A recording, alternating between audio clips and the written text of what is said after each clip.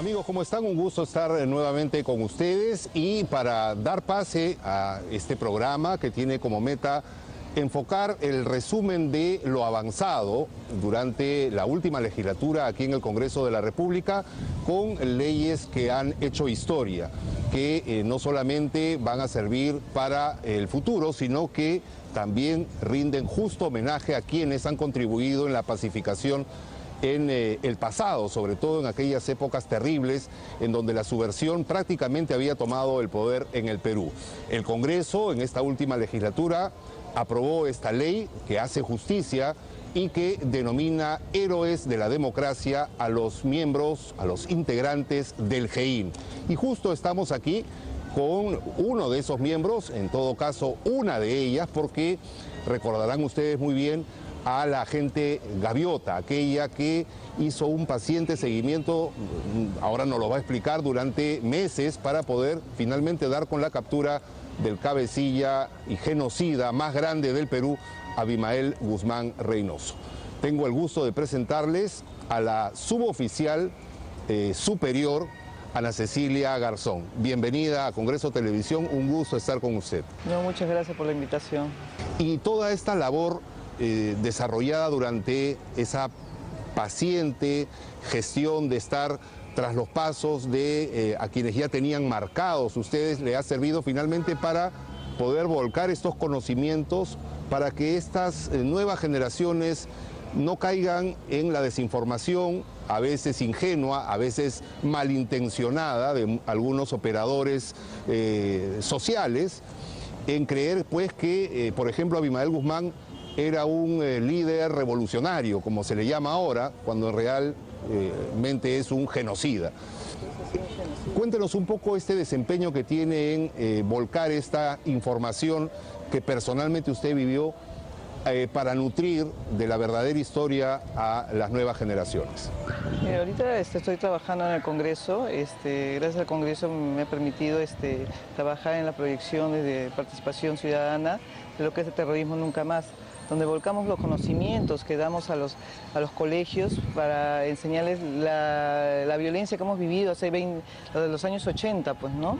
Y con charlas que se les da y se les enseña a ellos cómo hemos vivido y los jóvenes puedan participar y preguntarnos, ¿no? Y van por todo el Perú.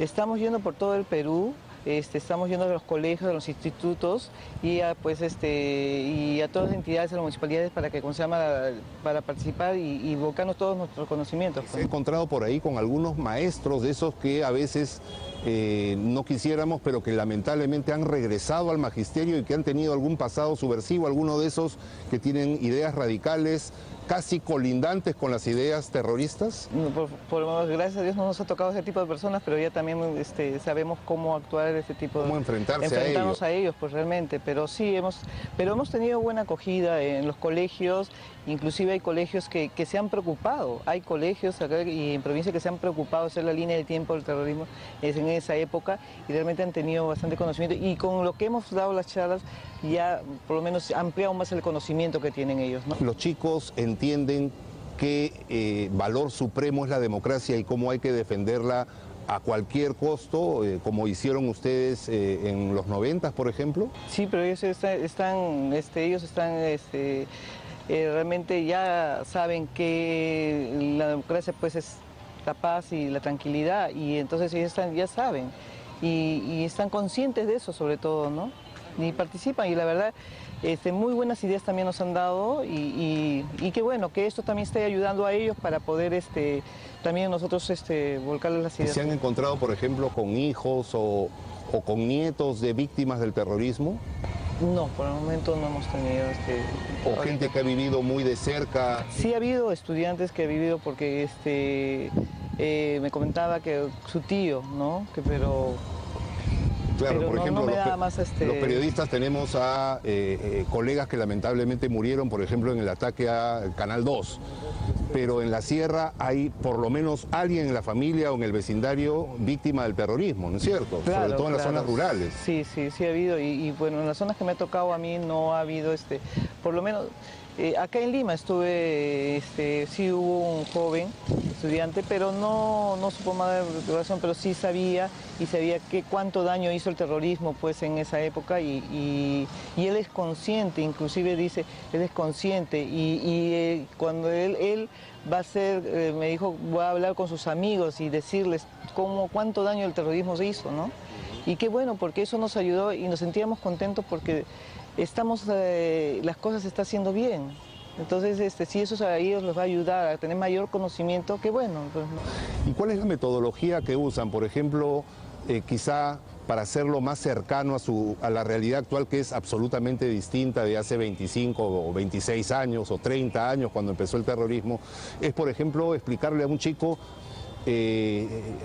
antes no podías ni siquiera ver televisión porque cada día había una torre dinamitada, antes no podías salir a la calle porque lamentablemente había toque de queda por culpa del terrorismo. Es una buena manera de hacerles ver el contraste que hay entre la actual realidad con lo que se vivía hace 30 años. Claro, lo que pasa es que el Congreso se ha preocupado también. Nosotros se hace un video donde se pasa pues toda esa época que hemos vivido, donde nosotros se difunde todo lo que hubo, los coches bombas, los atentados, las muertes que ha habido. Entonces, y nosotros cuando ya termine eso, ya nosotros le damos testimonio y le indicamos cuánto violencia en esa época ha habido, todo lo que se ha pasado en esas épocas, ¿no? Que eso también ayuda, porque el video, lo visual, les ayuda también a eso, a conocer, ¿no? Ya nosotros solamente ya reforzamos eso para que ellos se entiendan, ¿no? Ahora, así como, digamos, hace 30 años el terrorismo nos agarró con la guardia baja en un país que vivía en el caos económico, en la carestía, ¿cree usted que hay algunos síntomas que se están presentando ahora con la desinformación, con estos falsos movilizadores a través de las redes sociales que intentan confundir a las nuevas generaciones para reformar probablemente o tener alguna intención a futuro con el Movadef y algunos otros grupos políticos?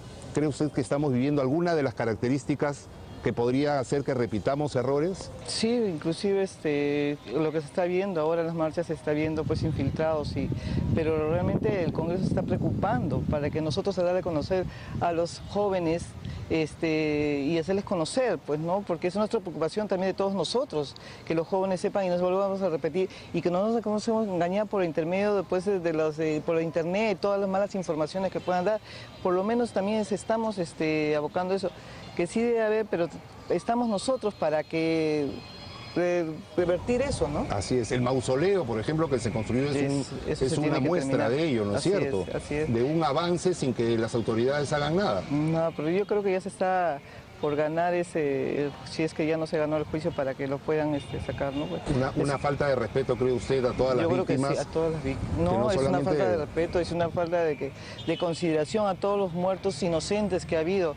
Entonces yo creo que esto ya ha debido tomarse cartas sobre el asunto, ¿no? Compañeros de institución también que usted ha visto morir, ha visto fallecer. Inclusive en la DICOTE hemos visto que le ganó... Me acuerdo del coronel Tumba, por ejemplo. Él ha sido mi jefe y que lo mataron de una manera salvaje, de una manera saliendo de su casa, leyendo periódicos. Sí, claro. Claro, leyendo periódicos, es una manera y todavía le dan el tiro de gracia. Lo llenaron de balas, su cuerpo, entonces... Esas cosas que no se puede volver a repetir, es una falta de respeto, están por eso los jueces que pueden determinar ya de una vez acabar con eso, porque ¿qué se está dando ahí? Realmente es un insulto a nosotros, nuestro trabajo, porque inclusive nosotros sí, ese es nuestro trabajo, sí, como policías, que deberíamos dar la vida en nuestro país, está bien, pero también nosotros, que nos ayude a nosotros a seguir combatiendo esto, y también ven leyes drásticas para que no se volver a lo mismo, ¿no? Aquí en el Congreso, quienes cubríamos en esa época, nos acordamos todavía de Lori Berenson, que se camufló como periodista con la señora Gilbonio, que era cuñada de Néstor Serpa, y su plan malévolo era tomar el Congreso militarmente, ¿no es cierto? Estaban haciendo un reglaje. Así es, y no faltaba mucho para que lo pudieran hacer. Pero gracias a Dios la DICOTE se dio cuenta para hacer ese trabajo, ¿no? Así es.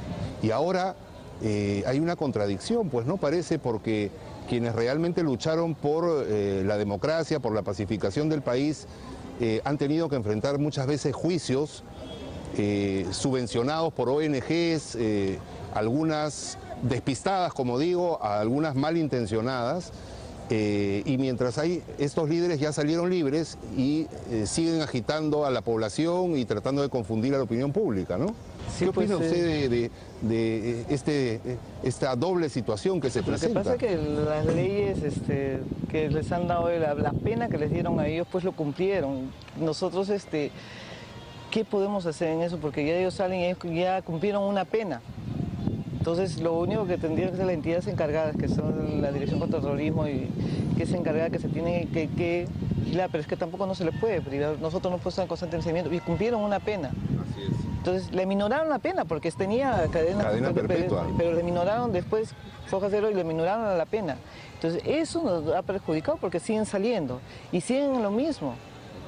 Entonces, ¿se aprovecharon de un vacío legal, cree usted, algunos interesados para poder bajarles esta pena que finalmente los hizo volver a las calles, ¿no? porque no se preocuparon de las víctimas, de la gente, de las autoridades, o los policías, o los militares y demás.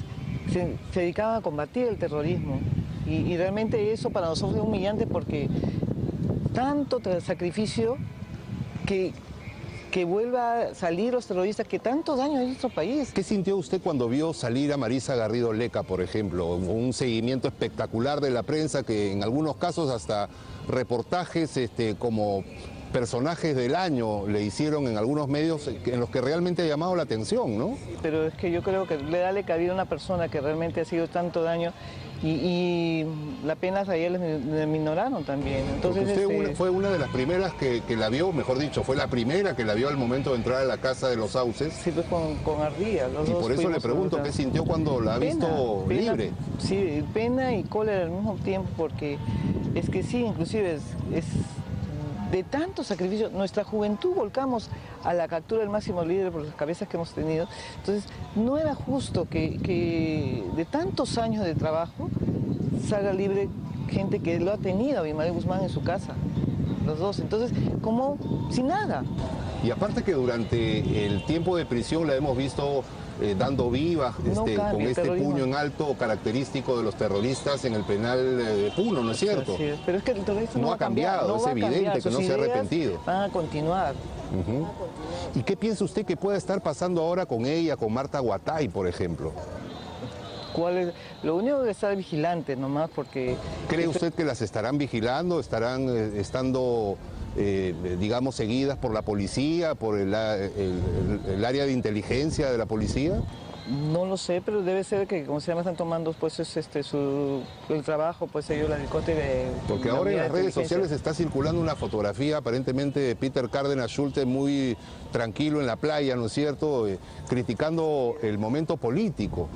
Es que tanta cabida le han dado al señor que al final un delincuente terrorista no le pueden dar tanta cabida, es un delincuente. Y menos al que era el cabecilla de las cárceles populares, ¿no? Porque ellos donde han muerto empresarios, han muerto militares. De una manera infrahumana. Entonces se le está dando cabida a un delincuente terrorista. Entonces no podemos darle cabida a una persona que tanto daño hizo a nuestro país. Y todavía se creen víctimas. Ellos no son víctimas de nada. Castillo Petrucci fue expulsado a Chile, pero hay que tener también cuidado desde allá, desde el extranjero también. Muchos más que están en el extranjero. Hay bases de Sendero Luminoso en algunos países, sobre todo en Europa, ¿no? La verdad que da... ¿Cómo controlar a esa gente que puede estar ya financiando la recomposición de Sendero Luminoso desde el extranjero?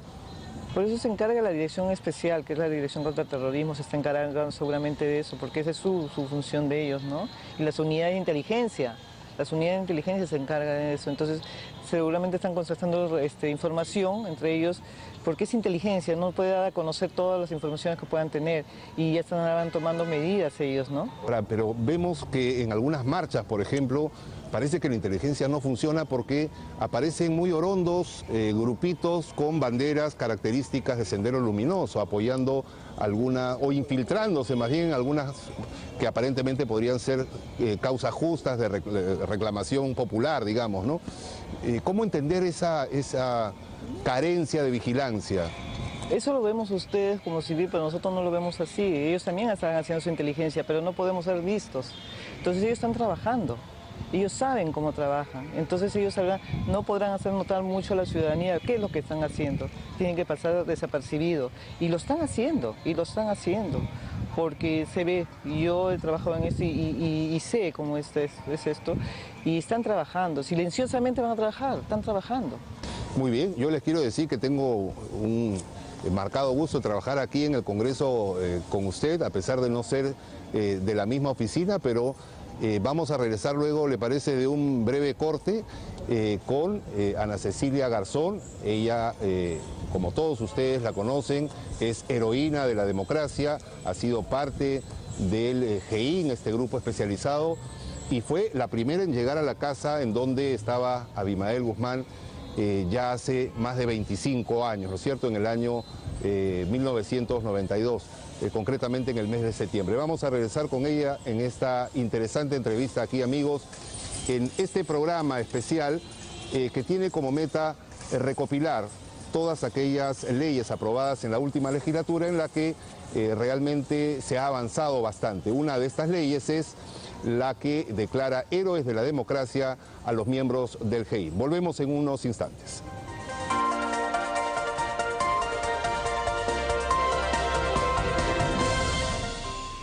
Hemos podido observar entonces este primer bloque, esta primera parte de este balance de la legislatura 2017-2018 que continúa, como todos ustedes saben, en este año. Ahora, es importante resaltar que el GEIN pues fue el gestante de lo que es hoy la democracia que vivimos actualmente. Gracias a ellos, a este grupo de héroes de la democracia, quienes lucharon contra el terrorismo al momento de capturar, como lo dijo en su momento también el ex integrante del GEIN, Marco Miyashiro, congresista de la República actualmente, pues se logró la captura de la bestia, Abimael Guzmán, quien terminó vestido de a rayas para romper también ese mito de muchos jóvenes seguidores de ese pensamiento Gonzalo. Sendero Luminoso, como se sabe, pues realmente es acabado, derrotado con esta captura. Y recordar también y mencionar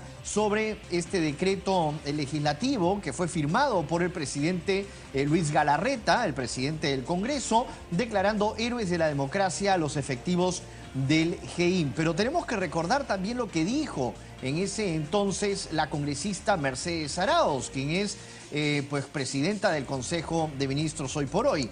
Ella es autora, ¿no?, de este proyecto de ley que pues declaró a los efectivos del GEIN como héroes de la democracia, porque, como bien dijo ella, gracias a ellos se desactivó en gran maquinaria, ¿no?, de una forma pues certera, esta maquinaria pues de muerte que se llamaba Sendero Luminoso, liderada por el enemigo número 1 del Perú, ¿no?, Abimael Guzmán, causante de la muerte de miles de peruanos. Tenemos una segunda parte de esta entrevista que se le realiza a Gaviota, a esta heroína de la democracia. Adelante.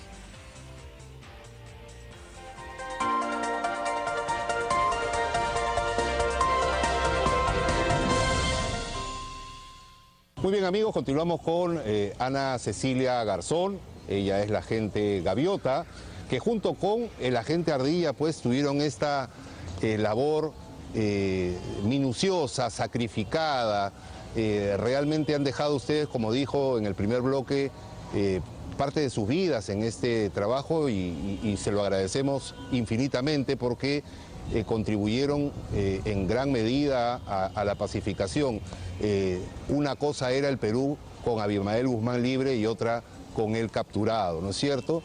Esta noticia de trascendencia mundial empieza con un escozor, con un malestar en el trabajo, y usted lo ha referido en distintas entrevistas, con su compañero que finalmente pasó a ser su compañero de trabajo, a su compañero de toda la vida. ¿Y por qué este malestar? ¿Por qué estos polos opuestos que ahora se atraen, antes se rechazaban en el trabajo? ¿Qué pasaba? Lo que pasa es que era parte del trabajo, es que el trabajo era tan constante, no había descanso, llegamos agotados porque nos levantamos temprano y nos acostamos tardísimo. El terrorista no descansaba, todo el día trabajaba. Entonces, llegó un momento, ese día nos llegamos un poco más temprano, que eran las 12 de la noche. Entonces Entonces era lo más temprano que llegamos. Entonces teníamos que cargar, porque todo el día trabajábamos y usábamos la batería, la radio, y era una batería, pues una radio grande. ¿Cómo camuflaban la radio? Porque Es que lo teníamos en una mochila o un trapo, y entonces a veces lo alzábamos de una manera, o ya nos teníamos que ingeniar, porque nosotros teníamos que ingeniarnos para que no sea detectado lo que teníamos, o para comunicarnos con ellos. A veces nos hacíamos ingeniados, poníamos un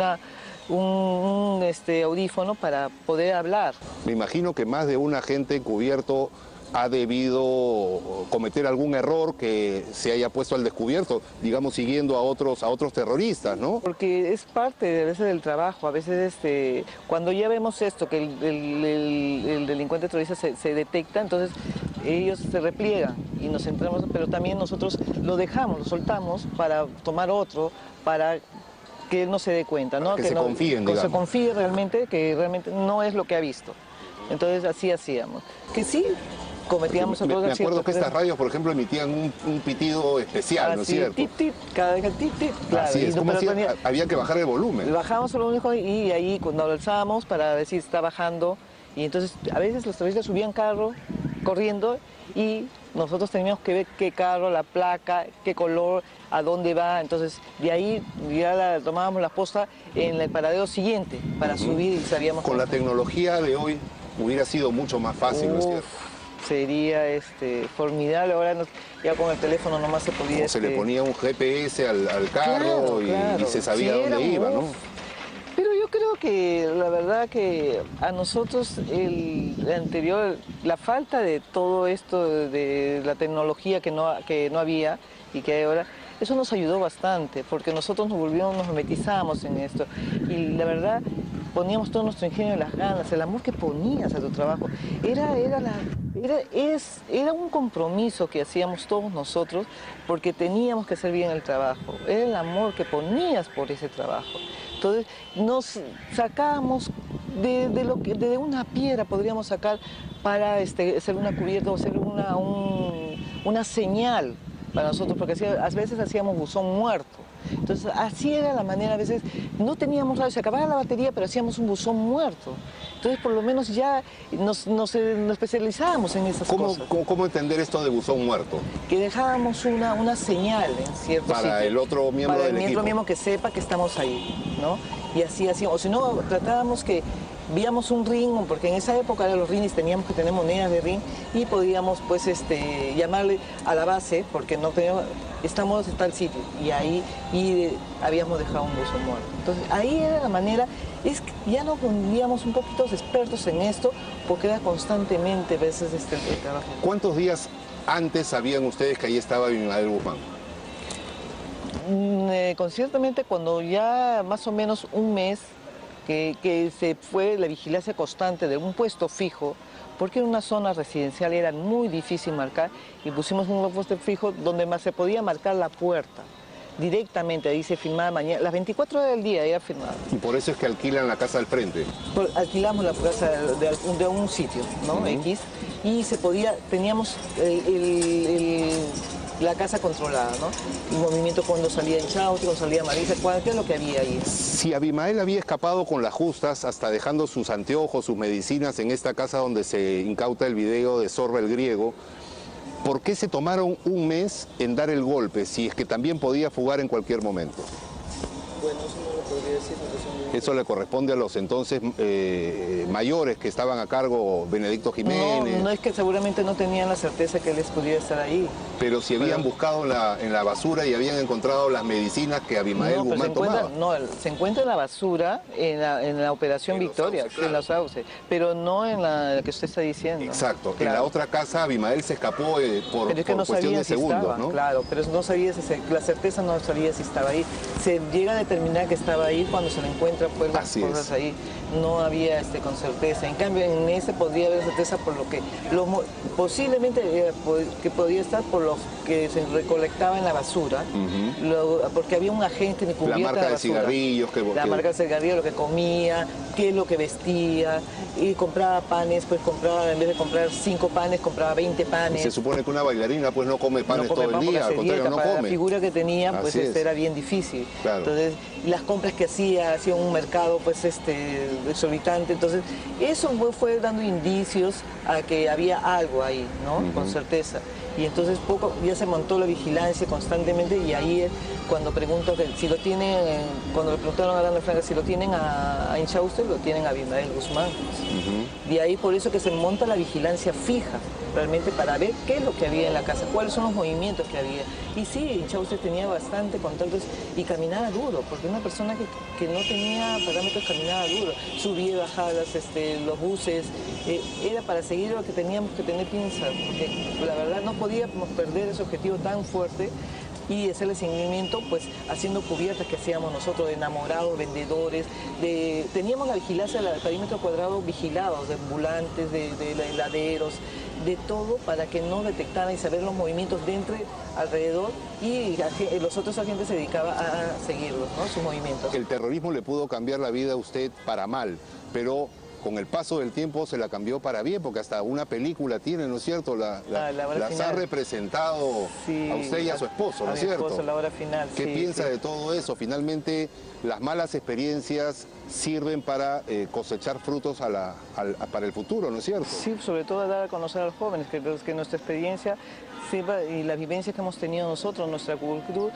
sí, con orgullo, pues somos peruanos y tenemos que ayudar a nuestros jóvenes que son los futuros de nuestro país, y saber hacerle conocer por todo este momento que vivimos de violencia. Estamos vivos acá para poder dar nuestro testimonio, ¿no? ¿Qué se siente ser héroe de la democracia, heroína de la democracia en su caso?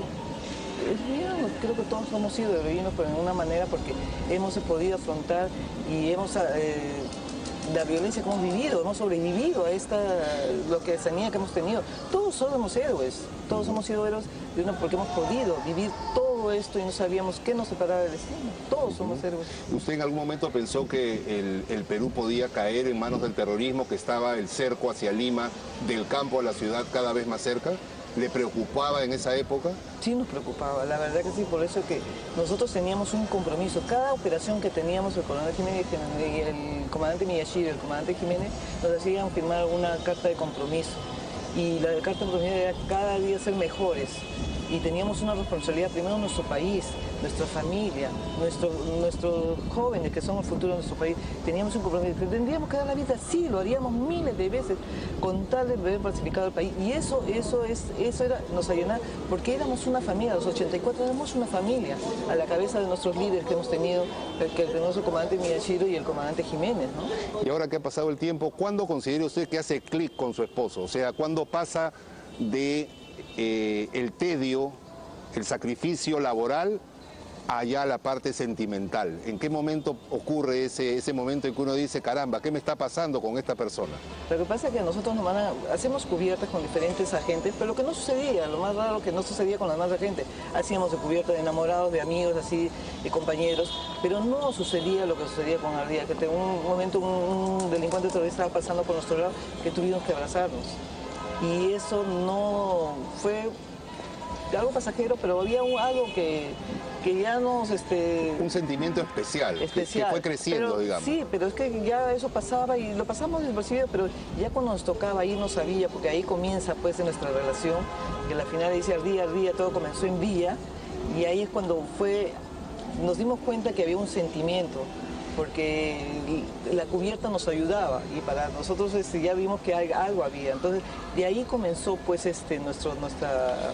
Ahora, su familia, usted en esa época era soltera, sabía de su accionar, sabía obviamente que usted pertenecía a la Policía de Investigaciones, pero ¿sabía realmente cuál era su delicadísima función?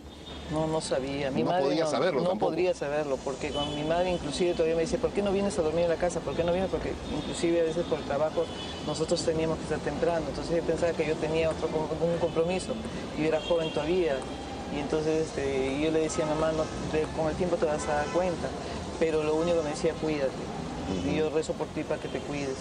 Pero como madre, uno sabe, instinto de madre, pues siempre te... Un sexto sentido ahí. Un sexto sentido. Y ella siempre me decía, cuídate, me daba las bendiciones y así, todos los días era así. Entonces, hay algunas cosas que no se podía, pues, ¿no? ¿Qué sentiría usted si alguno de sus hijos decide seguir la misma carrera o desempeñar un papel de tan alta responsabilidad y complejidad como el suyo? Orgulloso, me sentiría orgulloso porque nuestro país es primero. Yo creo que si uno escoge una carrera es para que tu país esté bien. Y la verdad que si a ella le gusta, yo la apoyaría, porque realmente es hermoso, nuestra carrera es hermosa. La policía es hermoso, pero tiene que gustarte, hacerte lo que haces. Si no te gusta, ¿para qué tener la carrera? ¿No? Entonces, eso tiene que nacerte y volcar pues tu amor, ¿no? El amor a tu país, el amor a tu familia, el amor a todo lo que uno tiene, porque nuestro país es bendecido, nuestro país tenemos todo y hay que rescatar todo esto, rescatar a los jóvenes en estos momentos, ¿no? de la equivocación que tienen, ¿no? Y lo está haciendo usted ahora desde el frente ya más pedagógico, ¿no es cierto?, de realmente ilustrar a la juventud de la difícil etapa que vivió nuestro país, que lo pudo llevar al colapso, ¿no es cierto? ¿Qué opina usted finalmente, para terminar esta interesantísima conversación, de esta iniciativa legislativa de tener una ley que retribuya a todos quienes se pusieron en primera fila a luchar, en este caso usted desde la Policía Nacional, por la democracia del país? ¿Cómo recibió usted el momento en el que se aprueba y vio el tablero con toda la aprobación de los votos de esta ley que declara héroes de la democracia a los miembros del GEI? Agradecidas y felizmente estamos en vida, 25 años estamos vivos para poder gozar de ese reconocimiento que nos da el Congreso de la República de nuestro país por este trabajo, que es nuestro deber, sí, pero agradecidos por este reconocimiento. Y malagradecidos por unos también, por algunos sectores de la sociedad, ¿no es cierto? Pero bueno, somos seres humanos y tenemos que aceptar, pero bueno, más vale tarde que nunca. La gran mayoría del Perú se los agradece infinitamente. No, agradecidos por ese reconocimiento y agradecidos a ustedes por invitarme acá al Congreso y agradecidos también por trabajar en el proyecto pues de Terrorismo Nunca Más y volcar pues todas nuestras vivencias a los jóvenes, ¿no? Ok, ha sido un gustazo. Muchas gracias por este diálogo interesante. Me faltaba conversar con un miembro del GEIN, yo que estuve hace algunos años claro, cubriendo de cerca estas informaciones, y realmente un placer haber conversado con usted. No, ustedes muchas gracias y al fin lo conozco personalmente, entonces muchas gracias. Un gusto nuevamente. De igual manera, muchas gracias. Un gusto haber dialogado con usted y realmente también ha sido un gusto para mí poder por primera vez entrevistar a alguien que estuvo directamente involucrado y ahora como héroe de la democracia, gracias a esta ley que se aprobó en esta última legislatura, y vamos a regresar sin duda en una próxima edición con más de este recuento de las leyes que marcaron un hito en este último periodo legislativo, como esta, repito, ley que declara héroes defensores de la democracia a los exmiembros del GEIN. Ha sido un gusto estar con ustedes, amigos, les agradezco por su atención y será hasta la próxima.